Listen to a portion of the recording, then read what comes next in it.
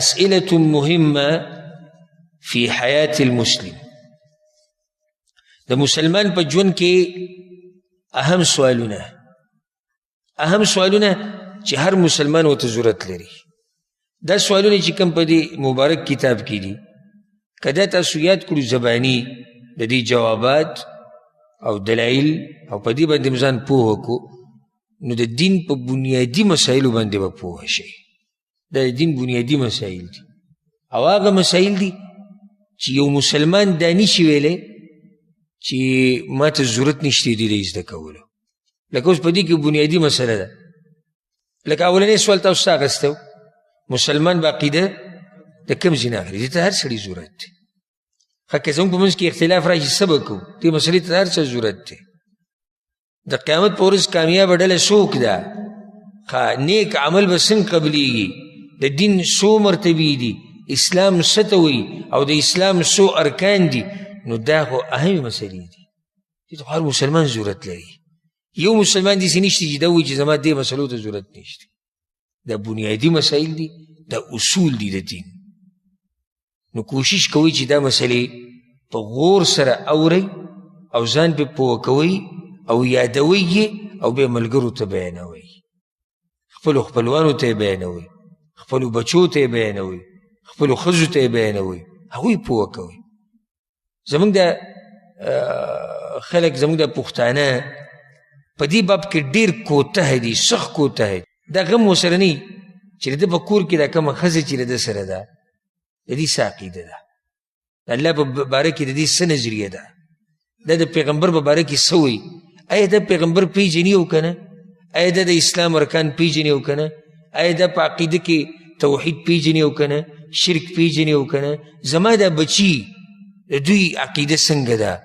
د دوی د الله په باره کې څه نظریه ده؟ دوی د پیغمبر په باره کې څه وایي؟ نه، دا تپوس نه کوي. ډېره لویه کوتاهي ده په دې باب کې. او حقیقي مینه د بچو سره او د ښځې سره او د مور پلار سره هغه دا ده چې ته هغوی ته دین وښیې، عقیده ورته وښیې چې الله یې د جهنم د اور نه بچ کړي. دا اصل محبت دی د بچي سره. دا محبت نه دی چې ته په دې کوشش کې چې زما بچی اعلی تعلیم وکړي چې سبا له دې د ایسي لاندې نه ایسي. ښه په دنیا کې کېناست یو څو کاله د ایسي لاندې، او یو څو کاله ورسره معلوم دی، بنګلم ده، دبدبم ده، ګاډی هم دی او هر څه دي، شهرت دي، بیا هغه همیشه ژوند به څه کوي؟ د هغې ورته تا څه ښولي دي؟ څه دي کړي دي؟ نه دي ښځې دپاره خیرخواهي وکړه، نه دي د مور پلار دپاره خیرخواهي ولټول، نه دي د بچو سره خیرخواهي. خیرخواهي د ټولو سره دا ده چې ته دوی کوشش وکړي هغه څه ورته وښیې چې د هغې د لاسه الله دوی بچ کړي د څه نه؟ د جهنم نه. دا بنیادي مسایل دي، په خپلو کورونو کې وښایئ، خپلو بچو ته، ښځو ته، مور پلار ته. مور پلار سره کښېنئ ورځ، مشرانو سره کښېنه، بابا خفه نه شي او پلاره خفه نه شي، مور خفه نه شي، خو هسې کښېنو، د یو بل نه به تپوسونه وکړو، یو بل به پوه کړو، او داسې ورته ووایه که زه غلط یم تاسو ما پوه کړئ. خو د توحید څه ته وایي تاسو پېژنئ وایه؟ آیا دا جایز دي تعویز غاړې ته اچول؟ آیا د باباګانو له تله، د درګاهونو له تله، د دربارونو له تله دا په اسلام کې شتي؟ آیا دا پیري مریدي په اسلام کې شتي؟ او په دې طریقې سره ته هغوی سره خبرې شروع کړي او ورننوځي په دې موضوع کې چې دوی خو معلوم کړي که نه چې دوی څه عقیده ده. نو که څه پکې غلطي ته اصلاح وکړي. زما خواته یو پیر، یو انډین ناغی، یو ځای کې زما اردو کې درس و. د درس بعد ما پسې راغی، ما ته وایي چې دا مشرک چې مړ شي الله یې نه بخي؟ ما نه یې بخي، دا قرآن کې دي، ان الله لا یغفر ان یشرک به. بالکل نه بخي، بالکل نه بخي، که ډېر ښه کارونه یې کړي نه یې بخي. او پای کې ښکلی مثال د پیغمبر صلی الله علیه وسلم تره ابو طالب، ډېره منډه د پیغمبر صلی الله علیه وسلم سره وهلې ده او ډېر ولاړ، انجام بیا هم جهنم دی، ځکه چې عقیده د توحید نه وه. نو هغه په ژړا شو، سمې وژړل لکه ماشوم چې ژاړي. ما د لاسه کومه سي چې له مسله ستاسې ده، وایي زما مور پلار په دواړه په دې شرک باندې مړه دي، بلکل د هغوی اخره خاتمه په دې باندې شوې ده.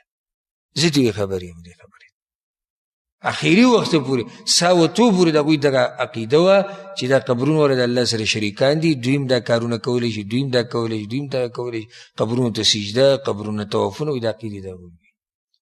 که نو اوس څه کړي؟ هغه ولاړو دنیا نه. نو ډېر ښه ستا د خپل مور پلار سره دا دي، د خپلو بچو سره، د خپلو ښځو سره، چې ته د هغوی د عقیدې تپوس وکړې او دا مسلې ورته وښیې. نو یو سوال اووم سوال دی، د دې په باره کې به مختصر خبره وکړو. مل ایمان وکم ارکانه، ایمان څه ته وایي او د ایمان څو ارکان دي؟ دا سوال دی. ایمان وایي څه ته وایي؟ یو ایمان دی او بل څه دی؟ اسلام دی. موږ فرق په عامو درسونو کې بیان کړی و. څه فرق دی؟ اسلام ظاهري اعمالو ته وایي او ایمان باطنی اعمالو ته وایي. اسلام ظاهري اعمال لکه موږ اسلام ارکان ذکر کړي که نه، شهادتین، منځ، روژه، زکات، حج، دا ټول ظاهري اعمال دي. ایمان باطنی اعمالو ته وایي. بیا دا چې کله یو ځای ذکر شي نو بیا به فرق په دې طریقې سره کوي. ایمان څه ته وایي؟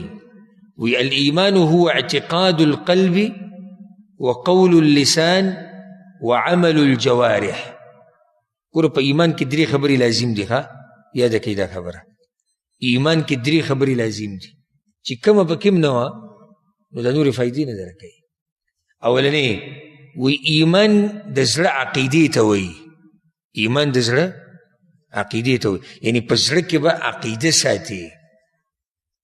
او د ژبې وینا ته وایي، په زړه کې به عقیده، په ژبه به وینایي او په اندامونو باندې به عملي. د درې خبرې لازم دي. ښه اوس یو سړی دی په خوله باندې وایي چې زه مؤمن یم او عمل هم کوي او په زړه کې عقیده نشته، نه چلېږي. دا څه دی؟ منافق دی. پیغمبر صلی الله علیه وسلم سره چې کوم منافقان ناست کلمه به وي که نه به وي؟ مونځ اودسې کوو که نه کوو؟ بیا منافقان دي. ولې منافقان دي؟ زړه کې نه وه. ښه یو سړی وایي چې په عقیده کې په زړه کې مو عقیده د هر څه منم خو په خوله یې نه ویم، مسلمان دی؟ نه دی مسلمان. په ایمان کې د درې خبرې لازم دي. ګورئ، په زړه کې عقیده، په ژبه باندې وینا او په اندامونو باندې عمل. دې ته ایمان وایي. بیا مخکې دا ویلي دي یزید بالطاعه وینقص بالمعصیه. دا ایمان ډیریږي د الله په بندګۍ سره او کمیږي په څه سره؟ کمیږي په ګناه سره. ایمان ګوره په یو ځای خو نه دی ولاړ. ایمان څه په یو ځای ولاړ دی؟ نه. لکه بعض ګمراه فرقو والا داسې شتي لکه مرجئه، هغه وایي د ایمان څه دی؟ وایي دا په یو ځای ولاړ دی. چا چې کلمه ووایي لا اله الا الله محمد رسول الله نو بس د دې ټولو خلکو ایمان یو شان دی. نو داسې وایي بعض پکې وایي زمونږ ایمان او د ابوبکر ایمان یو شان دی، او ایمان زمونږ او ایمان د پیغمبر یو شان دی، او ایمان وایي زمونږ او ایمان د جبریل یو شان دی. ځکه چې هلته هغه وایي نه کمیږي او نه زیاتیږي. خو دا خبره غلطه ده. ایمان ډیریږي د الله په بندګۍ سره او کمیږي په څه سره؟ په ګناهونو سره. دلیل یې پرې راوړی لیزدادو ایمانا مع ایمانهم، چې د دوی ایمان ډیر شي. د دوی څه ډیر شي؟ ایمان. لیزدادو ښه واضحه دلیل دی لیزدادو ایمانا مع ایمانهم، چې ایمان ډیر شي. نو ایمان ډیریږي او کمیږي. او دا خو واضحه خبره ده. لکه اوس موږ دې درس کې ناست یو، زموږ د ایمان یو شان کیفیت دی. کور کې چې یو یا په کار کې چې یو یا په کمپنۍ کې یو یا د مزدورۍ په ځای کې یو یا بل ځای کې یو، زموږ ایمان دغه شانې څنګه چې دلته دی؟ نه. د ایمان کیفیت بدلیږي. ایمان ډیریږي کمیږي. کله چې انسان ګناه وکړي محسوسوي دننه چې زما د ایمان څه شو؟ دا کم شو. حتی چې کله جومات ته راشي او لمونځ وکړي او باید د لمانځه نه دغه شان تازه وځي او خوشحاله، د زړه د سړي سمداسې ټوپونه وایي چې کله د لمانځه نه سړی وځي سم خوشحاله، لکه یو غټ بوج چې د اوږو نه څه شو هغه کم شو، سم خوشحاله. دا د څه خوشحالي ده؟ ایمان ډېر شو که نه؟ ایمان څه شو؟ ډېر شو. د دې په عکس باندې چې کوم سړی په کور کې پروت دی او منزل نه راځي، نو تاسو څه وایي چې دا چې مونځ وکړو په جمع سره او دا چې ونه کړو د دې دواړو ایمان یو شان دی؟ نه دی یو شان. ایمان ډېرېږي او ایمان ایمان کمیږي او په دې کې عمل هم داخل دی. بیا یو حدیث راوړی دی په صحیح مسلم کې، دا حدیث دی الایمان 70 شعبه، ایمان څه د پاسه 80 څانګې لري. څانګې ګوره حدیث کې تشبیه د ایمان د ونې سره شوې ده، د ونې څانګې که نه، نو د ایمان هم دغه شان دی، د ونې په شان بنیاد دی، سټی ده، ویښې دی او بیا څانګې دي. نو ایمان څانګې لري څه د پاسه 80، فافضلها قول لا اله الا الله. غوره څانګه کومه یوه ده؟ لا اله الا توحید. نو توحید په ژبه وینا ده او په زړه کې اقرار ده. هغه خبرې له اوس رالو چې په زړه کې به عقیده ساتي، په ژبه باندې به وینا کې. وادناها او د ټولو نه کمه په درجه کې هغه دا ده اماطة الاذى عن الطریق، د لارې نه هغه شی لر کول چې انسانانو ته یا مخلوق ته تکلیف رسوي.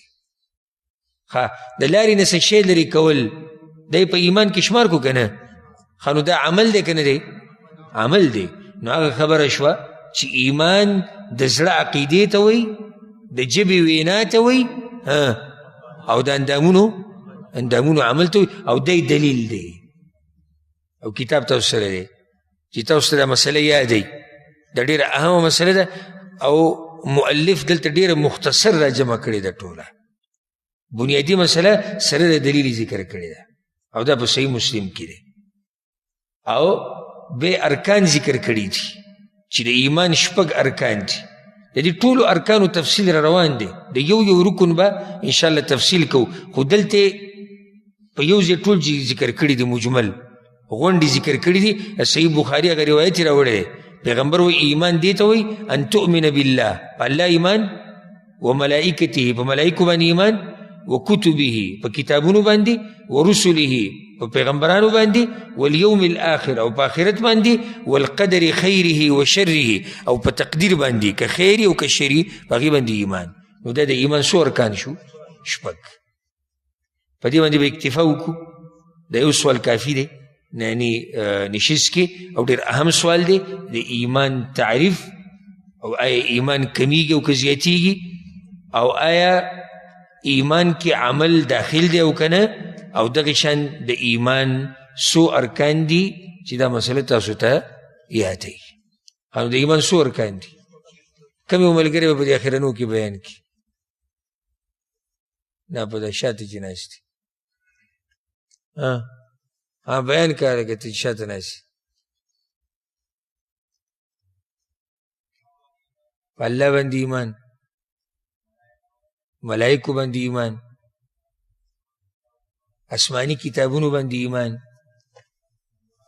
پیغمبرانو باندې ایمان، آخرت باندې ایمان، او په تقدیر باندې ایمان. دا 6 ارکان دي د څه؟ د ایمان. ایمان کمیږي که نه؟ د څه سره؟ ګناهونو سره. او زیاتیږي که نه؟ په څه سره؟ په نیکو اعمالو سره. او ایمان وایي څه ته؟ څوک به تعریف وکړي د ناشنا کسانو کې؟ د ایمان تعریف څوک جی آئی سے تو په زړه کې عقیده، په ژبه باندې وینا، اندامونو باندې عمل. دا ګوره تاسو دومره غټه مسله زده کړه چې ګوره داسې ډېر مولیان شتي چې کومو نظریه غلطه ده، غټ غټ پټکي اچولي دي، په کلونو مدرسو ته تللي او د دې مسلې نه دي خبر چې ایمان څه ته وایي، او آیا دا کمیږي که نه، دا ډېرېږي که نه، په دې کې عمل ته ضرورت دی او که نه.